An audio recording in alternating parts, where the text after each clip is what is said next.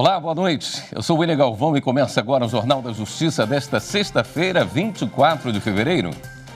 Supremo analisa recurso que questiona arquivamento de queixa-crime por difamação contra o deputado federal Eduardo Bolsonaro. O caso envolve declarações do parlamentar sobre projeto de lei que trata da distribuição de absorventes íntimos. Esse é um dos destaques de hoje e você também acompanha nesta edição.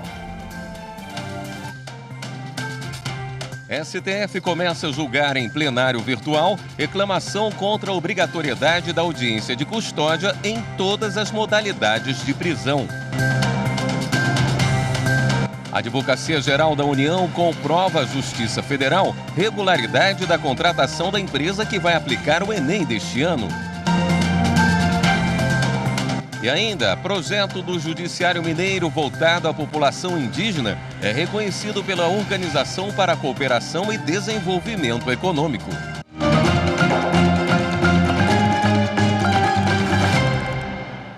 Está em julgamento no plenário virtual do Supremo um recurso questionando o arquivamento da queixa-crime contra o deputado federal Eduardo Bolsonaro por suposta difamação em declarações sobre o projeto de lei que trata da distribuição de absorventes íntimos.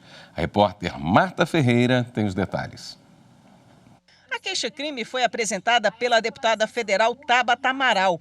Ela recorreu ao Supremo Tribunal Federal por entender que Eduardo Bolsonaro a difamou e disseminou fake news. Isso porque o parlamentar fez uma publicação em suas redes sociais sugerindo que Tabata Amaral teria elaborado um projeto de lei que distribuiria absorventes para mulheres em situação de vulnerabilidade com o propósito de se beneficiar. O relator do caso é o ministro Dias Toffoli. Em maio do ano passado, ele arquivou a queixa-crime por entender que as declarações de Eduardo Bolsonaro estavam amparadas pela imunidade parlamentar. A deputada então entrou com recurso questionando essa decisão e o processo foi levado para julgamento em sessão no plenário virtual. O ministro Alexandre de Moraes acabou pedindo mais tempo para analisar o processo. Agora o julgamento foi retomado com a devolução do voto vista de Moraes. Ele divergiu do entendimento do relator, votando pelo recebimento da queixa-crime. Para Moraes, as declarações são ofensas que ultrapassam os limites da crítica política, uma vez que constituem abuso do direito à manifestação de pensamento, em integral descompasso com as funções e deveres parlamentares. Destacou ainda que Eduardo Bolsonaro, nas publicações, extrapolou de sua imunidade parlamentar para proferir declarações abertamente misóginas e em descompasso com os princípios consagrados na Constituição Federal, cuja ilicitude deverá ser devidamente apreciada por esta Suprema Corte. Os demais ministros têm até o dia 3 de março para apresentarem os seus votos. E o plenário virtual do Supremo negou recurso e confirmou que a indenização a usinas de álcool depende de comprovação de cada caso. A decisão validou a sentença que barrou uma reparação bilionária após a empresa de Pernambuco questionar a fixação de preços nas décadas de 80 e 90. Renato Rosa. Segundo o relator, ministro Edson Fachin, o recurso tinha o propósito de rediscutir o mérito da causa e, por isso, foi julgado improcedente. O Supremo confirmou a tese de que o pagamento de indenização a usinas sucroalcooleiras, devido a supostos prejuízos causados pela política de fixação de preços adotada pelo governo federal no passado, depende da análise de cada caso, a partir da realização de perícia contábil, que ateste eventuais danos financeiros. Desta vez, os ministros analisaram embargos de declaração, em que a usina apontou possíveis omissões na decisão da Corte. O julgamento do recurso extraordinário ocorreu em agosto de 2020, quando o Supremo determinou que a indenização ao setor sucroalcooleiro depende de comprovação do prejuízo com o tabelamento de preço. Segundo a usina, entre abril de 1986 e janeiro de 1997, os preços dos produtos produzidos pelo setor foram estabelecidos pelo Instituto do Açúcar e do Álcool, hoje extinto, em valores inferiores aos custos médios de produção, o que resultou em prejuízos aos produtores. Para a usina, a União deveria ser responsável pelas indenizações. Na época do julgamento do recurso extraordinário, o Supremo barrou uma compensação que poderia chegar a mais de 72 bilhões de reais aos cofres do Tesouro Nacional. O tema teve repercussão geral reconhecida, ou seja, o resultado vale para casos semelhantes julgados em todo o país. Mais de 200 usinas haviam acionado a Justiça com pedidos de indenização. E o Supremo começou a julgar hoje, também em plenário virtual, a reclamação que discute a obrigatoriedade da realização de audiência de custódia em todas as modalidades de prisão. Acompanhe mais detalhes com Anderson Arcoverde. A reclamação foi apresentada pela Defensoria Pública do Rio de Janeiro contra o Tribunal de Justiça do Estado. A Defensoria alega que o tribunal, ao estabelecer a realização de audiências de custódia apenas em casos de prisão em flagrante, descumpriu uma decisão do STF. O Supremo caracterizou o sistema penitenciário nacional como estado de coisas inconstitucional e determinou que juízes e tribunais realizem audiências de custódia em todas as modalidades de prisão. O procedimento deve ser realizado no prazo máximo de 24 horas. O relator da reclamação, ministro Edson Fachin, atendeu o pedido da Defensoria e, em decisão provisória, determinou que a Justiça deve realizar as audiências de custódia também nas prisões temporárias, preventivas e definitivas. Fachin destacou que a medida não é apenas uma formalidade burocrática, mas um procedimento importante para verificar as condições de saúde do preso e garantir os direitos fundamentais. O julgamento no plenário virtual termina na próxima sexta-feira, dia 3 de março. Base federal na terra Yanomami, em Roraima, é alvo de atentado. Todas as informações no próximo bloco. Até já.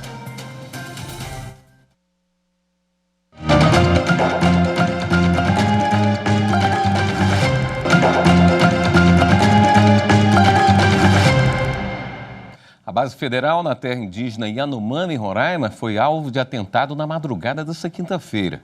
6 homens foram presos pela polícia militar horas depois do ataque.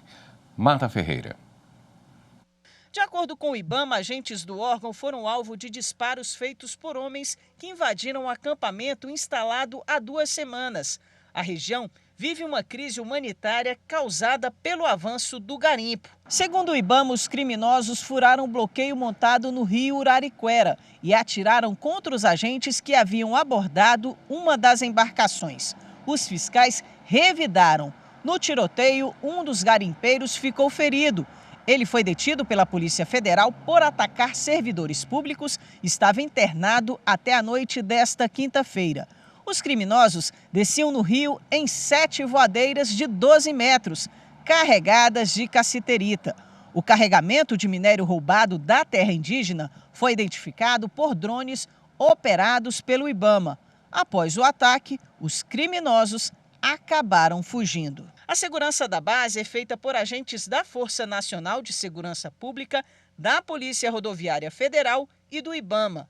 O objetivo principal da base é impedir a entrada de barcos com suprimentos e equipamentos para garimpos no território Yanomami. Desde a instalação de uma barreira física com cabos de aço no último dia 20, nenhum barco carregado seguiu em direção aos garimpos. O IBAMA pediu à Polícia Federal reforço da segurança na base. Em decisão unânime, o Tribunal Regional Eleitoral de Goiás aceitou recursos ajuizados pelo Ministério Público Eleitoral e determinou a cassação dos mandatos de 2 vereadores eleitos por municípios de Goiás. Quem conta pra gente é a repórter Madeleine Machado. No parecer do Ministério Público Eleitoral, o Procurador Regional Eleitoral afirmou que Ednei Domingues Martins, eleito pelo município de Senador Canedo, não prestou contas da campanha de 2018, quando concorreu a deputado estadual, e isso impede que o candidato obtenha a certidão de quitação eleitoral, documento necessário para ocupar cargo eletivo. Já em relação à situação do vereador Pedro Henrique Rodrigues da Silva, eleito pelo município de Goiatuba, que atualmente também ocupa o cargo de presidente da Câmara Municipal, O procurador regional eleitoral declarou que existem evidências da participação do vereador em esquema eleitoral ilícito. O político pagou R$100 para quem votasse nele, além de R$50 semanais para quem afixasse o adesivo da campanha no próprio veículo. Para o TRE de Goiás, ambos descumpriram critérios estipulados pela Lei das Eleições e tiveram os mandatos cassados. Além da cassação, Pedro Henrique ficará inelegível por 8 anos e deverá pagar uma multa de R$25 mil. A Advocacia Geral da União comprovou à Justiça Federal a regularidade do processo de contratação da empresa para aplicar o Exame Nacional do Ensino Médio deste ano. Wesley McAllister tem os detalhes. O pregão foi lançado em dezembro do ano passado e havia sido suspenso por liminar após uma das empresas interessadas ingressar com um mandado de segurança pedindo esclarecimentos e questionando as previsões do edital. Mas a AGU, representando o INEP, comprovou que os supostos problemas questionados pela empresa já haviam sido solucionados administrativamente no curso do procedimento licitatório. Com a retificação voluntária do edital, o juízo da 7ª Vara Federal Civil do Distrito Federal extinguiu a ação por considerar que o caso já estava resolvido. A atuação da AGU na demanda judicial foi imprescindível para a garantia da manutenção do cronograma de realização do Enem para o ano 2023. Uma das maiores políticas públicas em educação do país, assegurando assim os calendários escolares de milhares de instituições de ensino e, principalmente, o planejamento de milhões de estudantes de ensino médio que se submeterão ao exame. Bem assim, garantiu-se a efetividade e a aplicação dos procedimentos de licitação para assegurar a administração, a contratação da melhor proposta do ponto de vista técnico e de preço. A terceira turma do Superior Tribunal de Justiça entendeu que um empresário agiu com má-fé ao requerer a caducidade de uma marca e depois registrá-la em benefício próprio. Repórter Samanta Peçanha, Por unanimidade, os ministros anularam 3 registros referentes à marca Permabond, por entender ser alta a possibilidade de que o nome reproduzido no Brasil seja confundido ou associado com a mesma marca utilizada no estrangeiro. De acordo com os autos, a empresa estrangeira Permabond LLC ajuizou a ação contra um empresário e a empresa dele, registrada no Brasil como Permabond Adesivos LTDA, pleiteando a adjudicação ou, alternativamente, a anulação dos registros concedidos à empresa brasileira.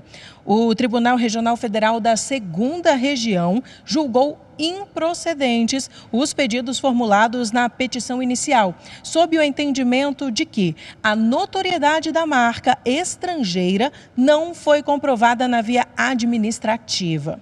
No recurso aqui ao STJ, a Permabond LLC alegou que o empresário teria sido funcionário da firma, o que evidenciaria a má-fé ao requerer a caducidade da marca e, em seguida, depositar o registro em benefício próprio com o mesmo nome. O relator do recurso, ministro Ricardo Vilas Boas Cueva, pontuou que ficou constatado nos autos que o empresário tinha prévio conhecimento da existência da marca e a tentativa de se apropriar da ideia original para explorar comercialmente produtos similares no Brasil constitui evidente ato de má-fé.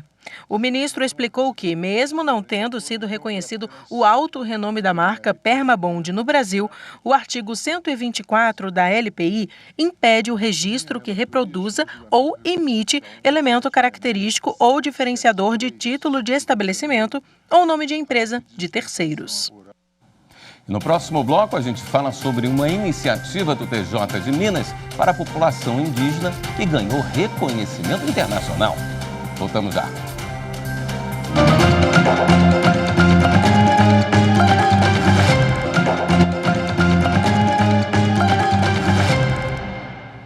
O Centro Judiciário de Solução de Conflitos e Cidadania Ambiental de Mato Grosso está intermediando as negociações entre prefeituras e a Secretaria Estadual de Meio Ambiente para resolver questões como o monitoramento dos lençóis freáticos dos cemitérios de algumas cidades.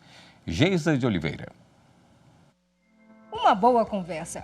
Foi exatamente isso que o Sejusc Ambiental de Cuiabá fez. Reuniu membros do Estado e dos municípios de Nossa Senhora do Livramento e Várzea Grande. Na pauta, chegaram ao entendimento sobre algumas providências que os cemitérios das cidades precisam tomar. A ação foi movida para criar um plano ambiental que contemple o monitoramento periódico dos lençóis freáticos e regularizar as licenças ambientais dos locais. O Sejusc vem, então, ao longo desse tempo, acompanhando a realização das audiências, o cumprimento das providências, fazendo as interlocuções entre o município, entre a equipe técnica do município e a SEMA. No ano de 2022, o município firmou um termo de cooperação com o Tribunal de Justiça, com o Sejusc Ambiental em específico, visando dirimir questões históricas, processos que já existem e outras questões ambientais que possam surgir, de tal forma que os secretários, toda a administração municipal se empenhe, através dos seus secretários, da sua área técnica, em contribuir com o judiciário na solução desses conflitos. É um procedimento complexo e que o município está conseguindo, através do Sejusc, chegar à solução em menos de um ano. E esse é o papel fundamental do Sejusc, intermediar audiências para que as partes façam acordos, restabeleçam a paz, trazendo avanços para todos. Isso é a meta proposta para esses 2 próximos anos, de estimular cada vez mais o acesso das pessoas aos meios autocompositivos. E a conciliação é um desses meios, para que essas partes possam construir da melhor forma essa solução. A Justiça de Alagoas promoveu um acordo entre o governo do estado e a Santa Casa de Maceió para que os serviços de saúde prestados à comunidade não sejam interrompidos por falta de pagamento. A reportagem é de Lídia Lemos. Em uma audiência de conciliação, o Poder Judiciário intermediou um diálogo entre o governo do estado e representantes da Santa Casa de Maceió.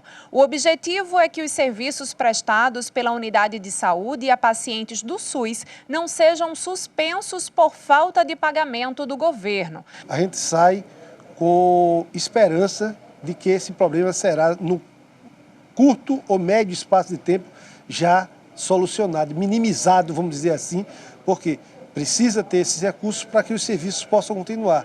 Na reunião que eu estive há 2 semanas atrás com o pessoal da Santa Casa, se falava muito em paralisação. Hoje a gente sai da reunião com a perspectiva de se resolver boa parte dos problemas que foram apresentados. Para o provedor da Santa Casa, Humberto Gomes de Melo, a situação está insustentável e o cumprimento do acordo por parte do governo vai possibilitar que os serviços continuem a ser prestados à população do SUS. Já há uma tentativa por parte do governo do estado para que se chegue a uma solução desse consolidado de débitos com relação à Santa Casa.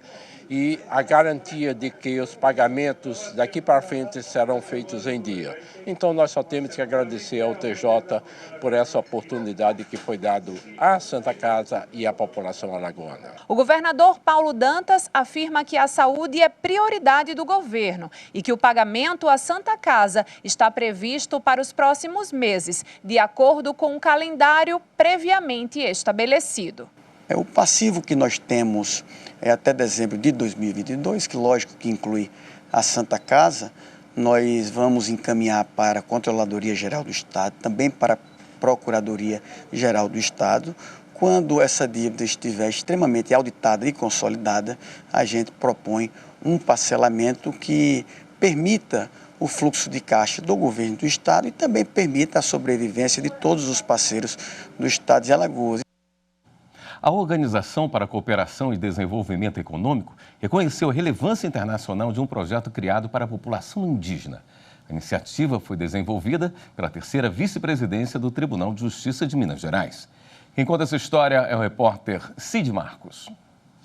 O projeto se chama Cidadania, Democracia e Justiça ao Povo Machacali. É desenvolvido há 3 anos na comarca de Águas Formosas, nordeste de Minas Gerais, por meio do Sejusc, Centro Judiciário de Solução de Conflitos e Cidadania Local. O projeto agora é um dos 10 selecionados pelo Observatório da Inovação no Setor Público da OCDE, Organização para a Cooperação e Desenvolvimento Econômico.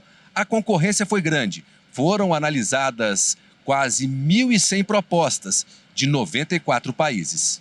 A iniciativa é a única representante do Brasil. Foi eleita como case de inovação na categoria Novos Métodos para Preservar Identidades e Robustecer a Equidade, juntamente com projetos de Singapura e de Bolonha, na Itália. No meio do ano passado, nossa equipe esteve na região.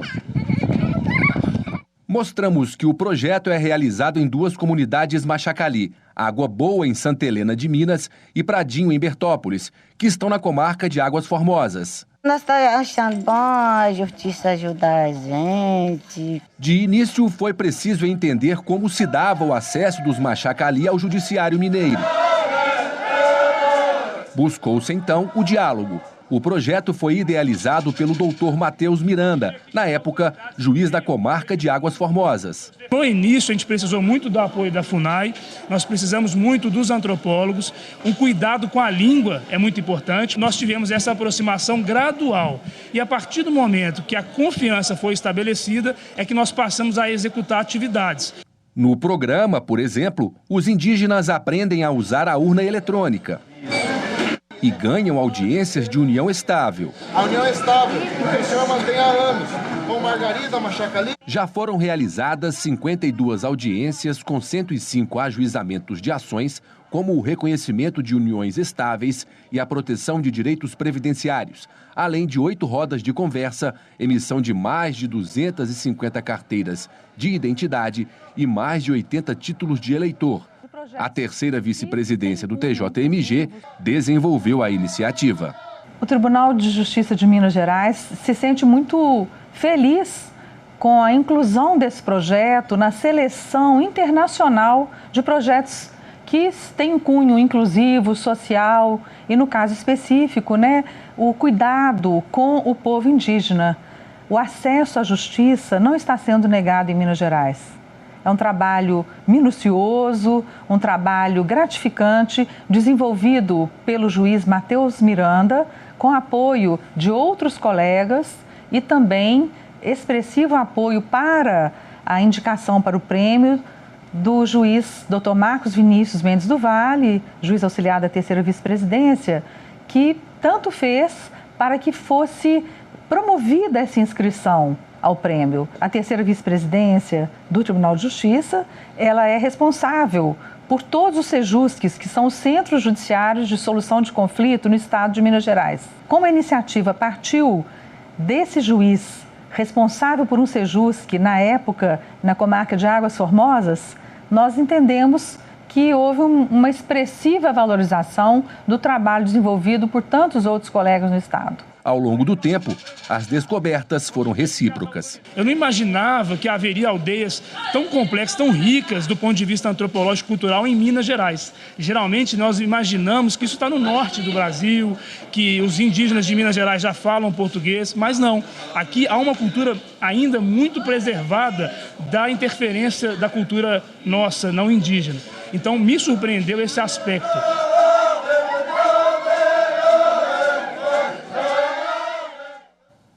Esta edição do Jornal da Justiça fica por aqui.